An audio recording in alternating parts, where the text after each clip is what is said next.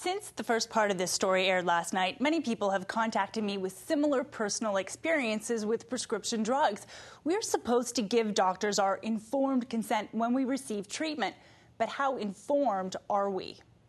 The Carlins want to be the last family to lose a daughter because they don't know the side effects and dangers of her medication. Kids have emailed Megan saying I was taking Paxil, but now I've gone to my doctor, I'm not taking it.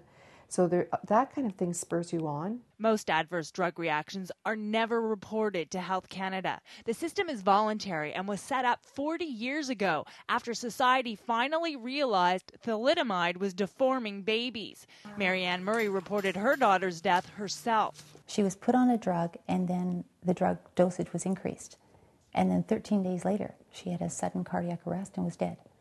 That she just died in her sleep. 22-year-old Martha was prescribed lithium for bipolar disorder, and it killed her because of contraindications listed in her medical records. This reaction between lithium and low potassium, certainly between lithium and cardiac conditions, has been known for a long time. But if every previous case had been reported, I think we'd understand how great the risk was. Family doctors are not getting proper warnings, and patients are in many cases getting absolutely no warnings, and that's the key problem. An inquest into the death of Terrence Young's 15-year-old daughter Vanessa fruitlessly recommended that patients get information leaflets with warnings in bold with every prescription. Young says at least half of all prescription drugs have serious side effects, including death. But he says doctors don't read all the drug literature. And that's something that pharmacist David Yu has noticed in his role at the Institute for Safe Medication Practices.